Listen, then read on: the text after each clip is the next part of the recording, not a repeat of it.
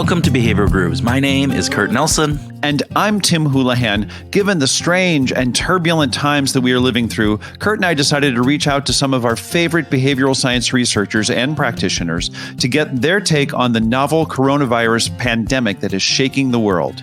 These special edition episodes will explore a variety of different aspects of the crisis and our response to each of those aspects through a behavioral lens. We know that you may feel overwhelmed by the crisis already. It seems every news story, every social media thread, every phone conversation that we have is focused on some aspect of the pandemic right now.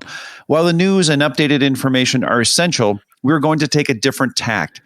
We want to try to understand the science behind our reactions and our behaviors and how science can help us cope and move beyond the current crisis. In each episode, we talk with a different behavioral science expert and get their best thinking on an aspect of the crisis. So sit back, take a deep breath, and listen to our special series on behavioral science and the coronavirus pandemic. Rod Wagner is a Forbes columnist and best-selling author of books on leadership and collaboration. Rod's books have been published in 10 languages, and his articles have appeared in The Wall Street Journal, Harvard Business Review, Fast Company, USA Today, ABC News, as well as The Globe and Mail in Canada. One of his books was even parodied in Dilbert. We are grateful that our relationship with Rod goes back some time, and with all that, we just call him Episode 52. So, Rod, welcome back to Behavioral Grooves. Hey, thank you. It's great to be here. Yes. Episode 52, man. Here we go. Here he is. That's going to be on my tombstone, Episode 52. I love that. I feel bad for you. I'm sorry. We'll try to. This is episode 119, so maybe you'll get an extra one on there or something like that. So, extra. All right. So, Rod, you are an expert in leadership and a variety of other things, but you're also doing a lot of work on safety. And I think one of the things that has really befuddled me is that seems to be a lot of safety issues or concerns that are going on with this crisis that we're in. And a lot of people aren't paying much attention to some of the protocols that are in place. And just what are your thoughts on that? Is that a natural human response? Is it something that we're just missing because of this crisis? What do you think about that? Well, let me preface my remarks by making sure people understand that while I passed microbiology when I was an undergrad, I'm neither a virologist nor an epidemiologist, because we're going to start talking about things that can keep you safe. And I would say defer to the experts there. But where I think I might be able to be useful is that there's a lot. I do a lot of work with Safe Start, and we spend a lot of time traveling, or at least we used to travel, to places where people are at serious risk of getting hurt or killed every day, and to be hurt or killed by something that they obviously can't see coming. Having to deal with the unknown, what will happen today, and how can I be prepared for the unknown? And I do think that a number of those principles around the psychology of safety translate well to the age of coronavirus. Part of it is to appreciate the fact that you need to be prepared for the fact that you're going to go into a hazardous environment, and you need to appreciate what you can do to dramatically reduce the risk. So whether it's to have a car accident or to have some kind of an accident when you're scuba diving or rope climbing or working at a oil plant, or in this case, and you won't know that you did it until 4 days, 5 days, a week later, that you came in contact with the coronavirus and you transmitted it to yourself. And human beings aren't completely irrational. We don't completely disregard risk opportunities, but there are plenty of times when we do. Do you think that there's some predictability about the kinds of risks that we're willing to sort of ignore? I think if you go deep down, we have some hang-ups with the whole idea of mortality. And we're not really rational about how we handle those risks. You'll see various responses to it. So you'll see people in industrial environments sometimes who say, I'm not going to wear my safety goggles. I'm not going to wear my steel-toed boots because I've been doing it this way for 30 years and nothing has ever happened. I think for people who haven't worked in that kind of an environment before, aren't used to screwing their heads on properly relative to some kind of a risk, there can be the opposite reaction, that they just freak out.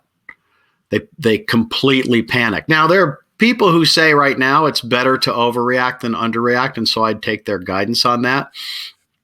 And I'm not by any means suggesting you don't practice social distancing or any of those kinds of things, but this is a controllable hazard, and I don't think we have to break into tears or hyperventilate or lose sleep.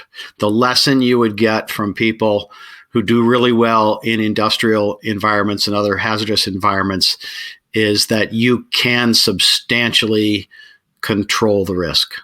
And with that, I think some of the fear out there is, I think you brought it up earlier, is this uncertainty idea, right? We're uncertain about the scope of this. We're uncertain about a variety of factors that go into this.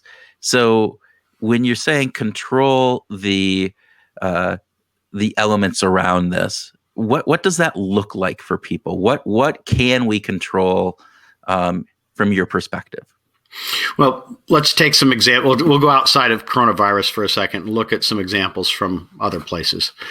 I don't do any outdoor rock climbing, but I do indoor rock climbing frequently, or at least I did before they closed my gym. But anyway, I'll be back to that when I get a chance to do that. There are certain procedures that you follow. When the first time I did it, I was really freaked out, even though I was three and a half stories up. That height really bothered me because I was not used to it, and I didn't feel confident in all the things I was doing, even though there was someone there to teach me how to do it. But before you go climbing up, you double check your harness, you double check your knot, you double check your carabiner. And if you're being belayed by someone, you check each other's equipment. Is my knot good? Yes, it's good. And once you go through that process, you're like, okay, we're going to follow certain procedures as far as how we communicate and all that. And the true risk of an accident gets reduced to just about zero. The same is true of scuba divers. They check their tanks, they check their equipment. They have a buddy there who has a backup breathing system. And so you're able to scuba dive exceptionally safely, even though you're in an environment where, as a mammal, unless you're a whale, you really don't belong there.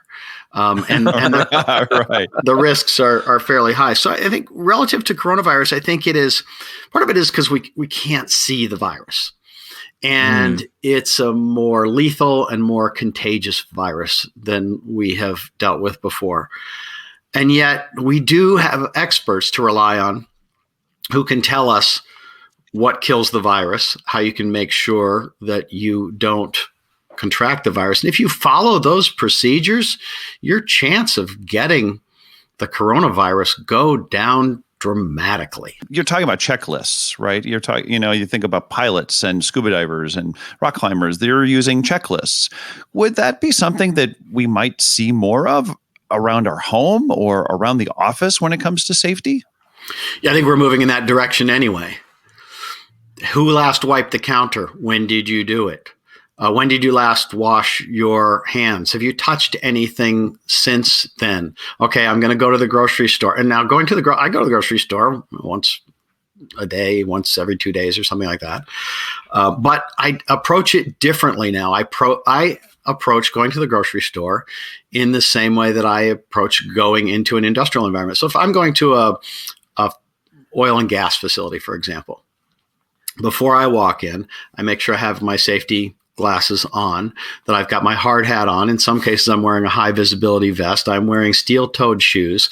And there's a whole bunch of signs as I go in there as to where the pedestrian walkways are. You want to go at a certain pace. You want to be, I used to tell the kids that I coached in lacrosse, your head should be on a swivel. You should be constantly looking back and forth to make sure you are aware of what's going on around you. I find now that when I go to the grocery store, it's kind of the same thing, which is weird. It is weird, right? It's stressful, isn't it? The grocery stressful. store is compared to a very dangerous work Industrial environment. Yeah. Yeah, but the coronavirus is potentially fatal, so we have to treat it with that level, with not hyperventilating. It's just to say, okay, I have control of my environment. I have control of what I touch, and I have control of what I do after I touch things. So, okay, I'm going to wash my hands before I go to the store, and now I have to be very conscious. I'm not going to rub my eyes or nose sniffling or whatever. My hands have to stay away from my head and from the time that I leave for the grocery store until the time that I come back. You go to the grocery store, you maintain a 6-foot distance for everybody. The minute you start grabbing a carton of milk or something like that, it's been handled by someone else, and you have to assume that it's contaminated. It probably isn't. In the same way that when you get in your car and you put on your seatbelt, you have to assume that you're going to have an accident. Are you going to have an accident? Probably not. But you click your seatbelt in, not because you think you're going to have an accident right that minute, but because sometime during your life, you're probably going to have an accident. And if you always click in your seatbelt, you've guaranteed yourself that if you're in an accident, you will be strapped in. Well, the same thing is now true when we go to the grocery store. Is that carton of milk contaminated? No, but I'm going to assume it is. The carton of cream of wheat. We got a lot of cream of wheat in the house because I like that stuff. And so, but let's assume that the boxes are contaminated. So as I go through now, you almost have to think of it like a surgeon. As I go through the grocery store, I have to assume that I'm becoming contaminated with the coronavirus. And I'm touching the touch screen at the self-checkout. All right, my hands are contaminated. And it could be that my groceries are contaminated. So now I'm going to go back outside. I throw the groceries in the back of the car. Before I touch my steering wheel, little hand sanitizer. Now I'm carrying that every place I go so that I don't contaminate my steering wheel. Still not touching my head, face, any of that. Come back home, bring in the groceries. We wipe them down on the counter. I wash my hands and get myself back in the spot where I go, okay, I think I'm back inside my safe zone. I'm pretty sure we've kept the house free of it. I think I'm in a safe zone. Now I can, and I've washed my hands and all that. Now I can relax a little bit, knowing that I've gone into a potentially hazardous environment. I followed the proper protocols. Now going back out, now not going back into the house, I'm okay. Rod, you mentioned we have a number of experts that we can look to in this. And I know that, you're a safety expert in industrial and other kind of areas around that. Why do people not listen to experts? I think there's a little bit of a sport that we've had over the last few years of, isn't it fun or funny when the experts are wrong? We don't like the idea that we're uncomfortable with the idea that we do not know everything we need to know. I think in some cases, there's a very prominent example, I think, of someone who likes to pretend that he's the expert on everything. Gee, I wonder who you might be referencing there. Yes, well, and there's a doctor who I think gave an interview a day or two ago that said that, I can't just push him out of the way and correct him all the time. But there are certain people like, well, no, I have to be in control at all times and I have to know all things. Well, no, you don't. There was this quote that the astronaut Scott Kelly had a fantastic piece in the New York Times about isolating. Since he spent a year in space, he said, here's what I learned about the psychology of it. It's really worth reading. And it's also kind of poetic when he talks about looking down at the whole earth and you don't see borders and you realize we're all in this together. But in there, he said, most problems aren't rocket science, but when they are rocket science, you should ask a rocket scientist.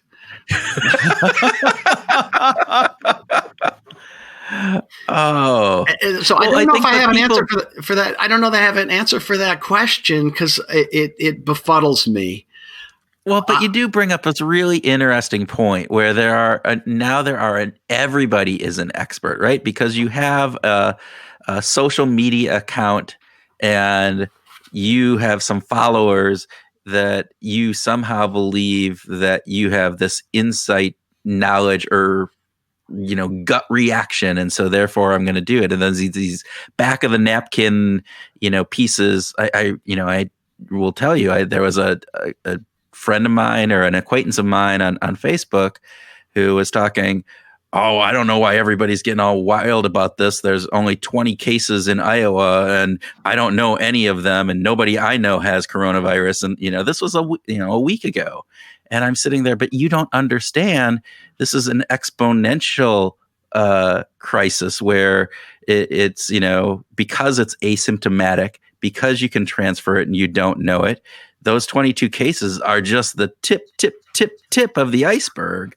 And you're probably walking around with hundreds of people around you that are infected with this, and you will ultimately have a much bigger scale. And I don't think they take all of that expertise into consideration because they're looking at their own little dynamic, and thus, hey, I'm an expert in my own world. And it may be going back to your example of the guy who, I don't need to wear, steel-toed shoes.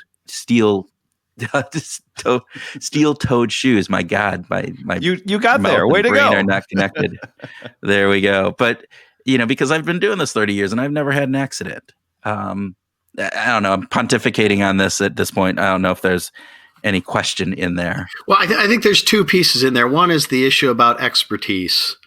And it does befuddle me when people don't rely on the experts. We all have that one relative that we run into on Thanksgiving or whatever that'll tell you how to solve all the world's problems. Oh, I'll tell you what they ought to do. And yes, you're right. Since with Twitter and Facebook and all that, we've decided that anyone that wants to have a publishing platform should be able to have one. And many of them really shouldn't. Let's be honest. Yeah. The way show a video of their cat, that's fine. But once they start telling you with no background in epidemiology, and in some cases, not even appreciation for exponential math, hey, it's no big deal. Just go out there. You can I'm going to keep shaking hands and all that. Okay, they're just flat out wrong. And people who listen to their advice of the non-experts, they do so at their own risk. And so part of what I would call the Zen of safety is to rely on experts. There's another piece in there, which is when in doubt, defer to the safer side. So as this thing was going on, many of us were like, well, gee, I wonder if it's just kind of a super flu. I wonder if it's a really bad strain of flu and we can handle it like the flu. Clearly, as things have rolled forth, no, it's not. And anyone who, if you're someone who's working in an industrial environment, or you're a really good scuba diver, or you're a really good private pilot or whatever, when in doubt, you would double check it to make sure. Or when in doubt, you would go with a decision that is most likely to keep you safe, to not take a risk, and particularly to not take a risk when the scale of it is unknown. That doesn't mean you don't get out and do things. It means that you control for that particular issue. And I suppose with the coronavirus, it actually does mean you don't go to that yoga class.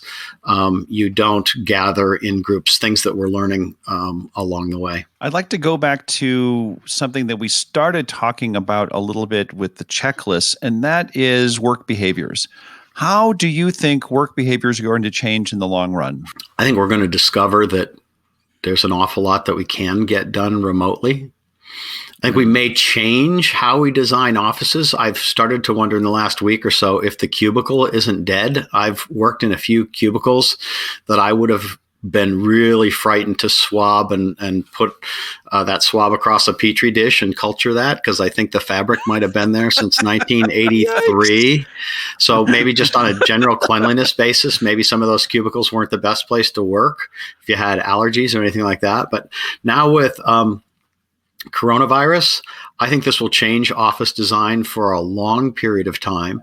That if cubicles still exist, they will be higher cubicles and they'll have glass partitions, much like, where did I see? One of the grocery stores had put up a glass partition between the cashier and the people who were Ivy.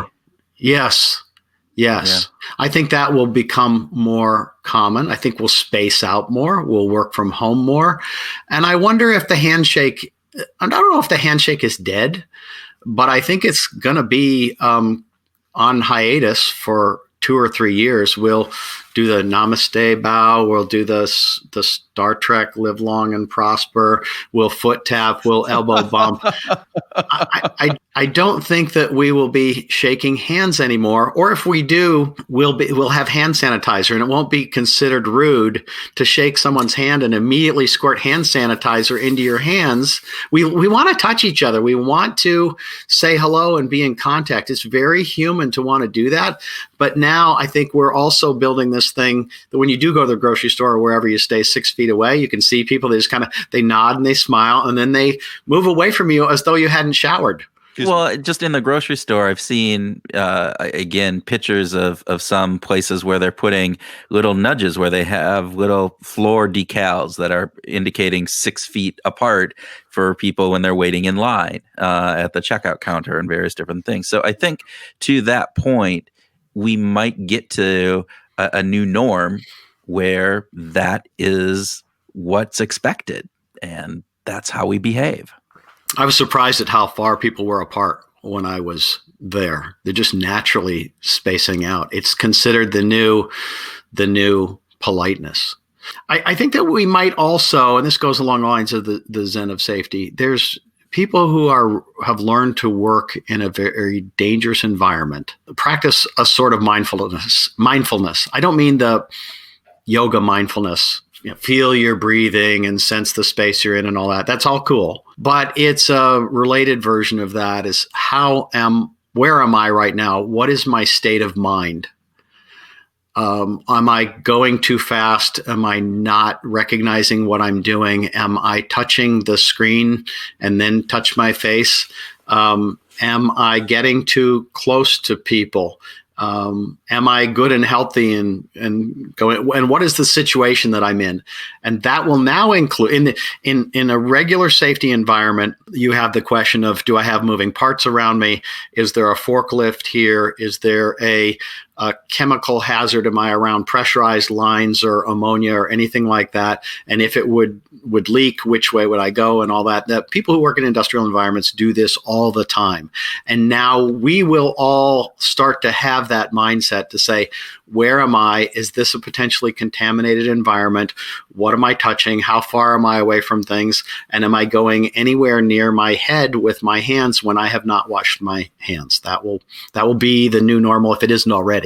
I was just thinking about, we talked with Annie Duke, and she had mentioned this idea of hedging and that we're not very good at hedging. And when you were talking earlier about, the changes that we're going to make and the things that we can do right now, that they're part of almost a hedge, right? You're taking these precautions. Again, the likelihood, like you said, of picking up a milk carton in the grocery store and that being contaminated is relatively small. But there is that slight chance that it is contaminated, and that if you do grab it and you don't wash your hands or you touch your eyes after doing that, that you can get infected. And so doing all these things is really a hedge against, having the negative outcome, which is a pretty significant negative outcome of catching the virus and either getting sick yourself or getting somebody else sick with the virus. So I'm wondering if, from that perspective, if people are taking enough hedges in this time, or are we just going about kind of in denial of the ostrich effect of being, you know what? Nope, this isn't because it is so unseen that we don't even have any of those aspects going on. The transmission rate would suggest that we're not doing everything that we need to do, that there is enough carelessness in the system or lack of awareness that we're continuing to transmit the disease. And that can have some really terrible effects on the capacity of the healthcare system, on healthcare workers themselves, and the risk that's presented to them, never mind having to dash back and forth and having to make terrible choices. So as a population, no, we're not. As individuals, some certainly are. I am concerned, not overly concerned, because I'm trying to adapt everything that I know to how I interact with people with whom I'm interacting and those kinds of things. So I think it's important from an individual standpoint, as you read the headlines in the newspaper, watch TV, and you see that this thing is spreading, to not think, oh, it's inevitable that I'm going to get this. It is inevitable that you are going to walk by it. It is probably inevitable that you are going to get it on your hands at some point. It is inevitable that it might be on your grocery bag or on a handle in your house or something like that. It's not inevitable. But you don't get, from what I understand right now, you do not get coronavirus through your hands. You get it when it comes in contact with your eyes, your nose, your mouth, somewhere around your head. So if you just think like that, well, at any point in time, I might be in contact with this, but it's controllable, and I'll just keep hand washing. I'll wipe down the handles. I'll wipe down my steering wheel, which I don't know what the new name for this is. Because 6 months ago, it would have been called germophobia. Germophobia, by definition, is an irrational fear of germs. I don't know, maybe you gentlemen would know this. What does one call the rational fear of a virus? Fear. Fear. Healthy fear, yes. or rational concern, maybe, because we're trying not to freak out. Rational concern and taking the proper steps. It's a new environment, and we have to have new ways of living. Yeah, at least for the short-term future, right? Until there is a vaccine, and at some point, this, while it is more contagious than and has a higher fatality rate than influenza, at some point we will have herd immunity to it. We'll have vaccines, we'll have cures, and life can go back to a more normal semblance of this, and we won't need to be as vigilant around it. But until that time comes, you're absolutely right, because when we don't do those things and we do put ourselves and others in danger, the danger, again, isn't so much that, hey, a healthy young person is going to get sick and be put, in the hospital, although that's happening more than what we had first anticipated with this. But it's the idea that we overflood the hospital system. And by overflooding the hospital system, you are endangering not only those people that have coronavirus and need ventilators and other aspects of it, but anybody else that's in there, the healthcare workers that are out there that have to go in and day out, the other people who are in there for cancer treatment or cardiac, elements or whatever other disease that they have. So it's the larger scale that this is just, one drop. It's that ripple effect, and those ripples are pretty big in this case. People need to be acting in a greater good, sort of they need to adopt I'm willing to do this for the greater good at some point, or to some degree. Yes, I agree. I think we're seeing already that some young people are being affected by this. Mm-hmm. And so no one is completely out of the woods. Plus, what kind of a person are you if you're like, well, it's not going to get me, so I don't mind if I transmit it along?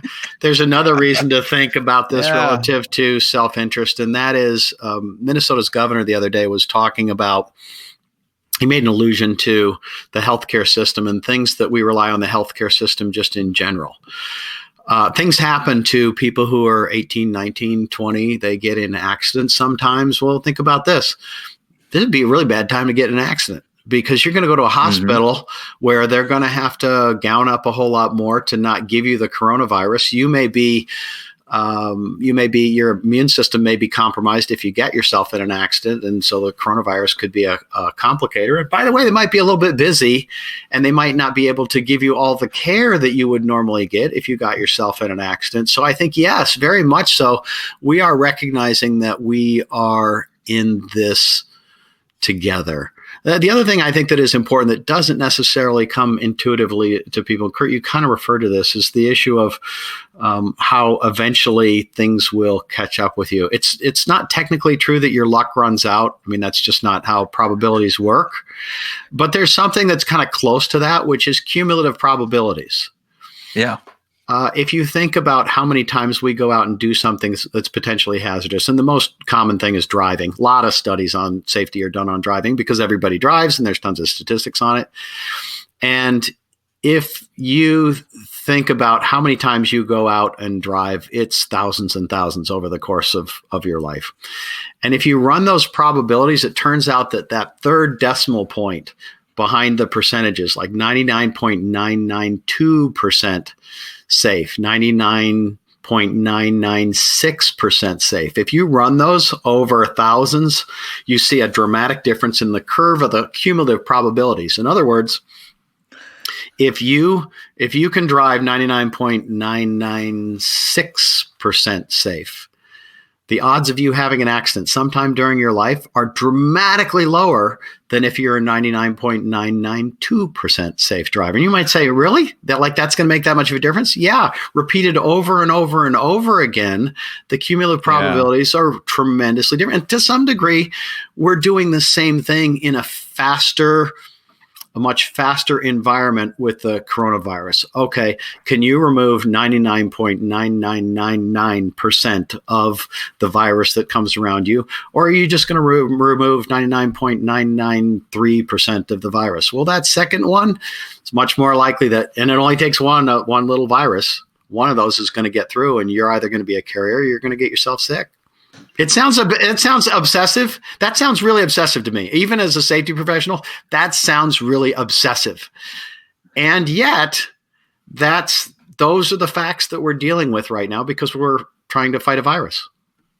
Well, and to your point, you're talking about cumulative probabilities over time.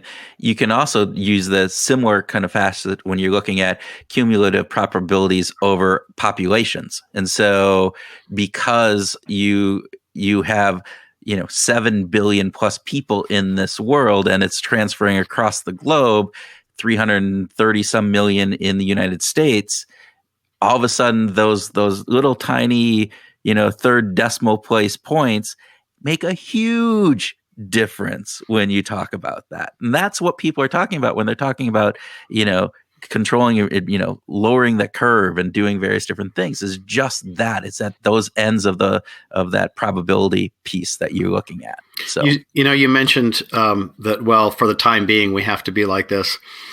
I'm planning to do it for the foreseeable future and maybe for the rest of my life. And here's why.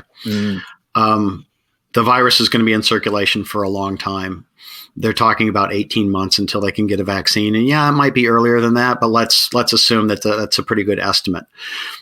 You gentlemen are experts on habit formation. Think about doing something for 18 months and what that's going to do for habit formation, how we live, how we work, how we interact with each other. That's long enough that you probably have changed things for good. Or that it's going to take a long time to relax. And quite frankly, that's the posture we have to take until we know that there's a vaccine, or it's just very rare, that it goes back to its rarity that it had. If you said something about SARS or MERS or something like that 6 months ago, people would say, oh yeah, I know it's sometimes out there, but I'm not really worried about catching it. I don't think we're going to get to coronavirus being at those levels for a long time. I'm a huge advocate of balance and well-being, and I've become increasingly convinced that maybe I should take some of the advice that I hear from other people about these kinds of things. So to kind of stay sane, the other day I fired up a hockey game. It turned out that the NHL, bless them, they made all of their games on their app. You can go back and watch any of the games from the season. So I thought, man, I really need to watch a hockey game. So I fired it up. It was Blackhawks versus Sharks. I didn't really care about the outcome, but I just want to watch a hockey game. And the first thing that struck me when I was watching it was, get away from each other. What are all you people doing in that arena? You're going to get sick. And that game was 2.5 weeks ago. And I'm like, I'm looking at it and I'm thinking, no, you can't get together like that. The world has changed so dramatically. Yeah. And I'm afraid, unfortunately, that's just the way it is. We are all going to have a safety mindset relative to the virus for the foreseeable future. We are going to have to think like a scuba diver, a rock climber, a private pilot, someone working in a steel mill. The same way that they approach their hazardous work, we are going to have to approach how we interact with our environment relative to the coronavirus. So Gosh, that just makes me think about the time that is invested in doing something to make it become a habit. If President Trump is successful in basically what he says, opening up America for business in another week or so, and hoping that this all goes away, how much of the habits are going to stick if we haven't had that much time to really develop routines? They're going to stick one way or another. So there's two paths. One is that whenever we decide that we're going to continue to interact, I'm dying to be with people more than we are right now, but I also understand the risks involved. But at some point, whether sooner or later, we're going to loosen up and we're going to go back to the office, and there will be hockey games and there will be all these things again. There's two ways that we can play this. One is that we have learned new ways of behavior. And so we shake hands and then we sanitize, or we elbow bump, or we namaste bow, or whatever it is that we do to make sure that we can control the transmission rate. And it turns out that we're allowed, almost like the virus being a very directive first grade teacher, okay, you are allowed to play together because you are all sanitizing well, and you are making sure you're not spreading the virus. That's one way. The other is that we loosen things up and we don't practice a safety mindset, and it just comes back, and we have to go back into quarantine. So we don't have a choice. This isn't something you can negotiate with. You can only either follow the rules or have the consequences of not following the rules. I think it's interesting. If you look back at the reaction people had after 9/11, and I remember flying on some flights relatively soon after 9/11 happened, and there was a different perspective in the people getting on the plane. We were looking out. We were being more cautious. We were, is anybody looking like they're going to pull out a knife, whatever it would be. Over time, that shifted. That no longer do I have that same vigilance when I get on a plane of looking to see if there's a terrorist on there. However, we have put in place from a rules and policy and legal perspective a whole number of checkpoints up before. We have TSA, we have a number of things you got to take your damn shoes off. You can't take liquids. All of those factors that are going in to help us stay safer in those situations. And I think if again, to Tim, your point of being short, it's going to be more rule. To your point, Rod, I do believe that this is something virus doesn't care. It's going to come back. And if we're not, smart about this, it's just going to come back, and then we're going to be pushed into this for even longer. But even 18 months sometimes, I'm not sure, again, if you're forced into these types of behaviors and it's not a self-willed piece, how much of that behavior change is going to stick. It will for some people. For other people, they're going to actually be defiant against it because now that I don't have to do it, God damn it, I'm not going to do it, right? Because I was forced to do this. It wasn't myself being able to choose. So I think there's going to be this component of when this is all done that, yes, there are going to be some things that get shifted. Some are going to have to be more of a procedural aspect.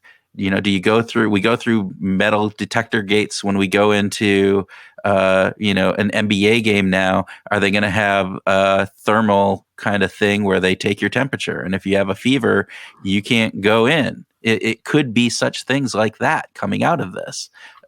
Those are things to be determined. But yeah, it's really interesting as we think about that. Well, there's an interesting thing that I notice when I go to facilities that have forklifts and pedestrian traffic in the same zone. Pedestrians are supposed to be given the right of way because in a pedestrian forklift accident, the pedestrian loses. But because the pedestrian loses, what ends up happening is that the pedestrians will step back and wave the forklift through because you could be what they call dead right. You were right. You had the right of way, but you're still dead.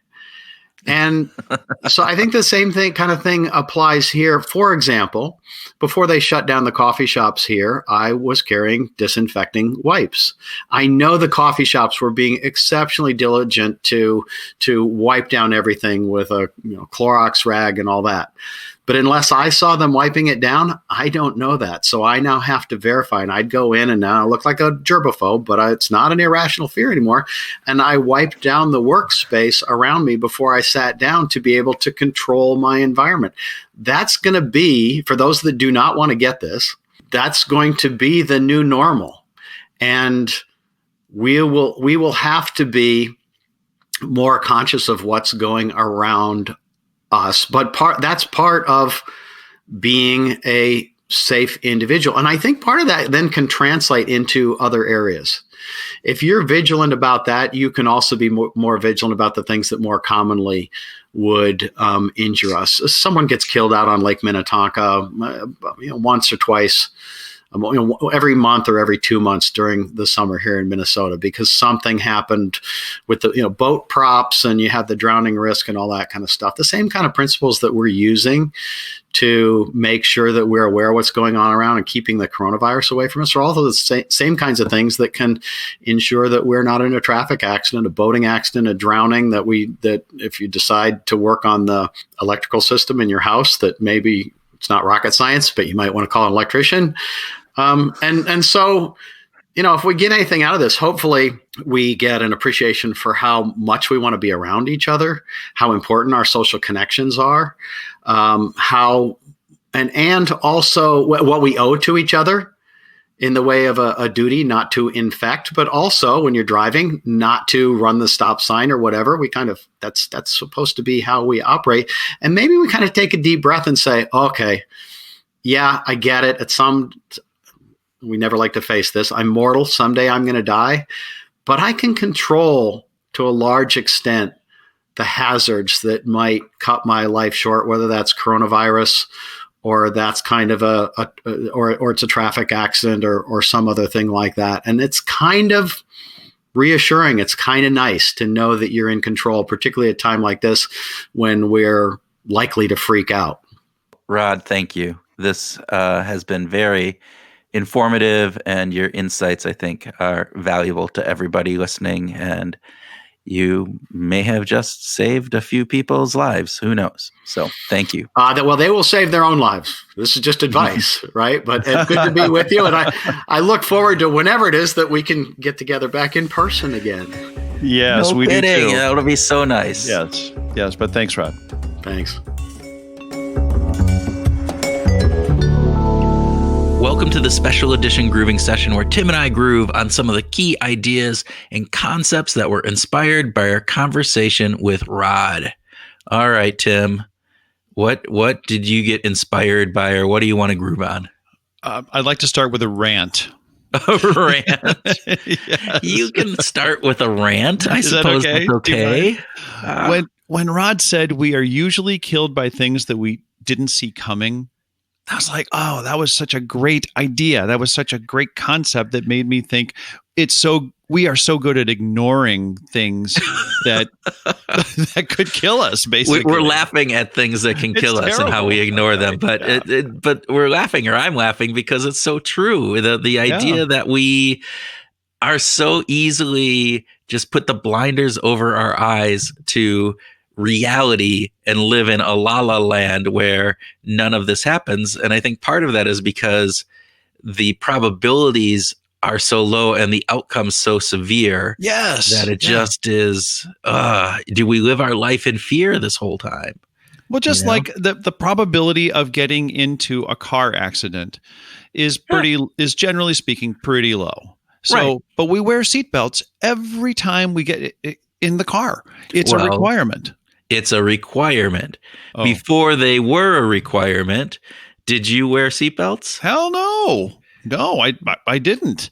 You know, when I started to wear a seatbelt is that I actually did a program with my race car driving brother-in-law, Yes. who we hung out with race car drivers, and we were driving, these really nice cars, doing what's called a ride and drive program, but basically these cool cars on tracks and through the country and different things.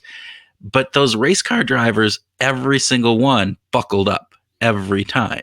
Yeah. Because again, they understand, they've gotten into, probably every single one of them has gotten into an accident or two, and they understand the value of those safety belts. And I just saw how crazy of drivers they were. And so I realized I might be a perfectly great driver, but if one of those guys is around me, it's going to just be crazy. Well, were these dangerous situations? I mean, did you feel like this environment that you were driving in, was it more dangerous than just being on the road? When I was driving with the crazy race car drivers? Oh, hell yeah. Yeah, it was. Okay. They were driving in the median, knocking over cones, passing people, getting mad because the minivan that we rented was topped out at 96 miles per hour or whatever it was. That you found that out. On the interstate, and variety of, it's a whole nother story that we don't need to go into. But context matters, right? Context matters. And so that experience changed me. It changed how I looked at seat belts. I no longer looked at them as this thing that just is sitting there in the car because some government regulation made car manufacturers put it in there. I go, no, those could save my life someday, because someday there might be another one of these crazy race car drivers that's driving on the road next to me and passes in the median and throws up a cone that hits my windshield, and I freak out. So I'm wondering, is this situation analogous to that we are so scared by the situation that we will start, just adopting some of these things, or will we need to have regulation? Like you said, you didn't really start wearing seatbelt until, it was against the law not to. That's exactly my question. Even in the context that you experience that oh my God moment, like I'm going to start wearing seatbelts, the context changed. You don't drive with crazy race car drivers all the time now. You're just a regular driver out on the road. So the context is really different today, but that experience changed your life. And that might be a good analog for where we're at today. That might be a good way of thinking about a lot of habits that we're developing right now could carry over based on this N of one that we've got sitting here. It literally is this N of one. And if you look at most of the research around that, an N of one isn't going to change your behavior. So yes, it may be frightening enough and severe enough and vivid enough that this does. And so we adopt some more safety focused behaviors. Mm-hmm. However, I don't necessarily believe that is going to be the case across the board for everybody. I think people are interpreting this differently already. We see that going on. And so some people are saying that's overkill, and other people are saying we're not doing enough. And so you have two divergent groups of beliefs out there. And we know that once a belief gets formed, it's just going to be reinforced, and some of these behaviors that we need to adopt fall into, either side of that camp of beliefs. Yes, absolutely. What caught your attention in our conversation with Rod? Cumulative probabilities add up. Oh yeah. Math, baby, math. Let's do the math, because both of us are just total math geeks, right?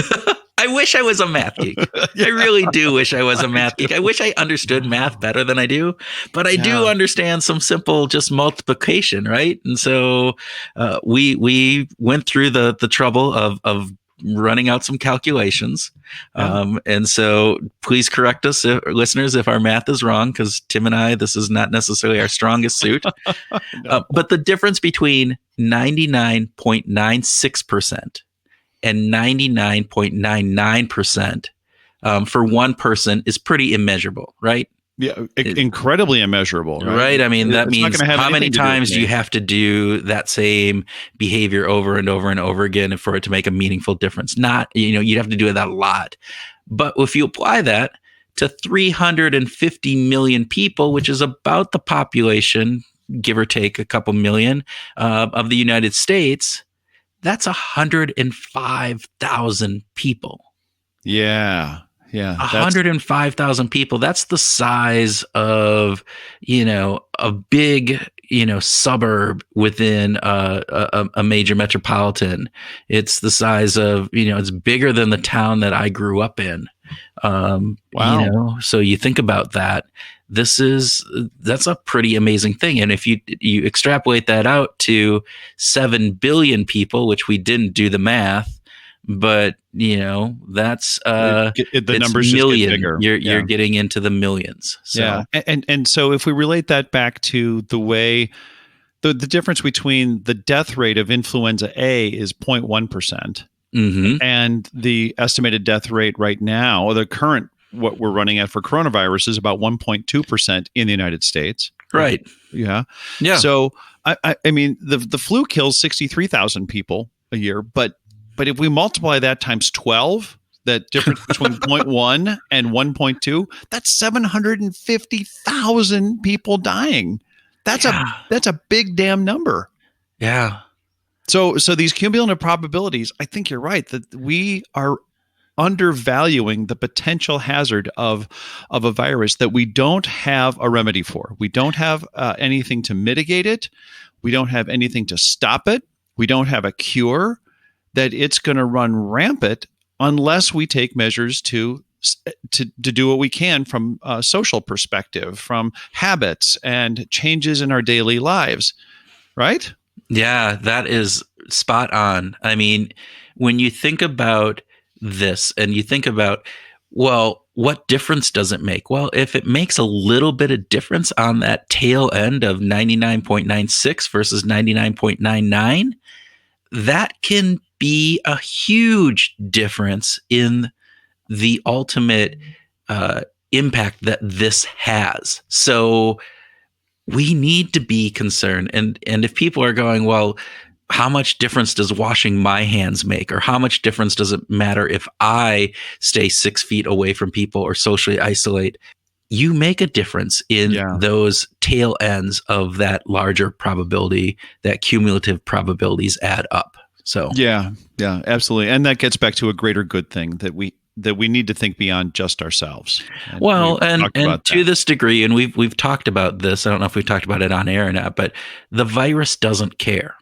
Right. Oh, right. Yeah. The virus doesn't care if it's you or me or somebody else. The virus is just the virus. The virus is going to impact all of this. So when we, look at this and go, well, I can't have an impact. Yes, you can. And I think that's really important. Yeah. Dr. Anthony Fauci said, we're not on our timeline, we're on the virus's timeline.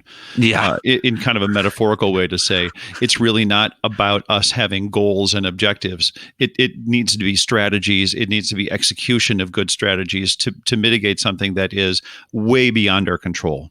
Well, and we have to listen to the safety or the health experts on this, right? We need to be able to realistically go with the reality that is on the ground. This isn't something that we should be running off and judging by our gut feel, making decisions because, well, it feels like it's going to be okay.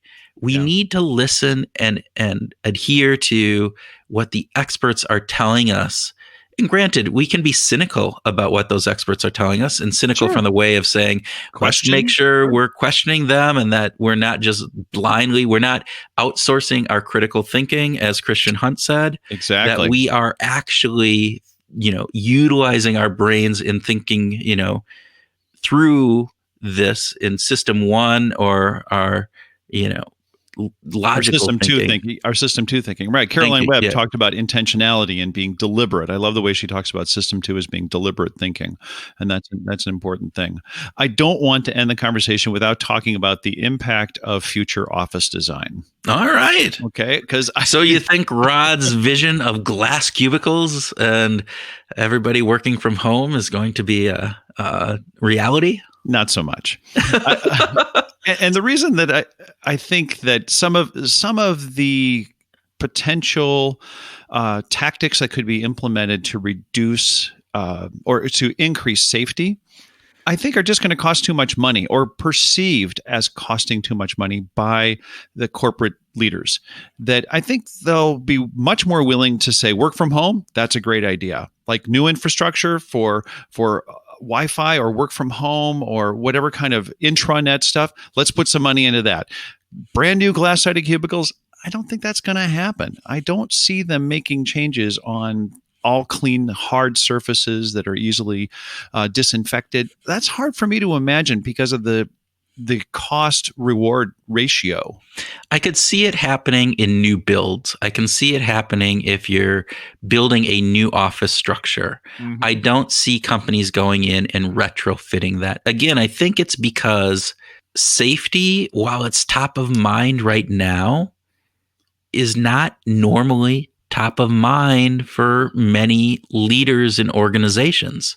This is not just that big of deal when we think about the normal germs that we might get spread around. And unless this stays, and who knows if this morphs and changes and this is a whole new reality of how we live in a virus-filled world that could kill us at a much higher rate than what we're accustomed to, maybe then. But for the near future where this goes away at some point, and we fall back into just a normal, everyday virus-infected world where we get colds and flus, I don't see companies really saying that that is going to warrant the amount of money that it would cost to retrofit my office with that.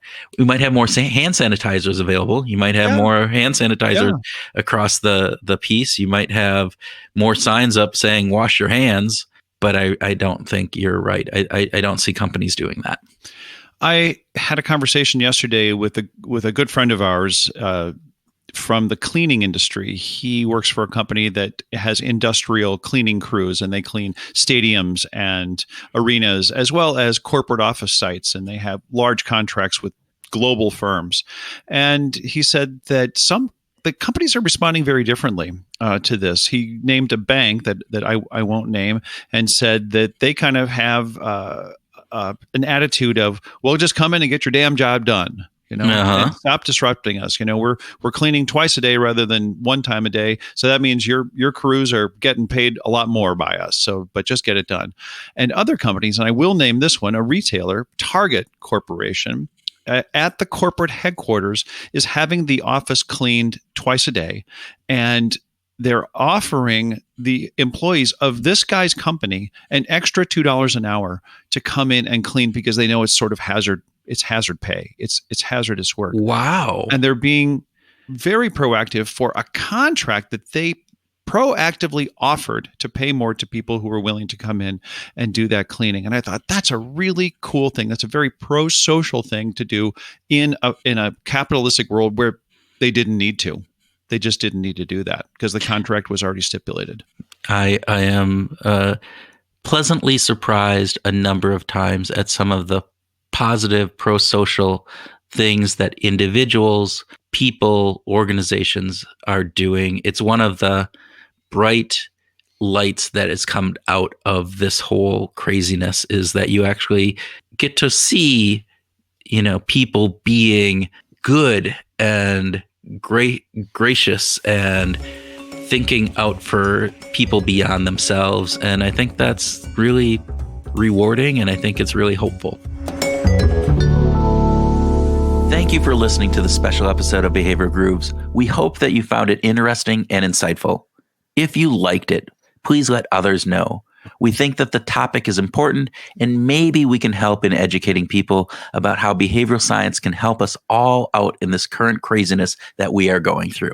Also, please let us know if you have any thoughts or ideas that would be helpful or that we could share. You can reach us through the Connect tab on the Behavioral Grooves website at www.behavioralgrooves.com or through Twitter. I'm at @THoulihan and Kurt is @WhatMotivates. We really do love hearing from you, and this topic is one that spurs lots of emotions and thought. As part of our mission, we want to expand and inform the community of people who think about positively applying behavioral science to life. One way that happens is through leaving reviews. If you think this podcast is beneficial and should grow, we would really appreciate to leave a review on Apple Podcasts or whichever podcast server you use. It only takes a few minutes and goes a long way to boost us in the algorithms that are used to generate search results. Also, please check out the show notes. We are linking to a number of resources, articles, podcasts, newsletters that we vetted to bring good facts and ideas around COVID-19 and the coronavirus, its impact, and ways that we can help slow down the spread. There is a lot of information that's being pushed out to everyone each day, and we are weeding through it to find good stuff so that you don't have to. We truly appreciate you listening. Now go out and wash your hands.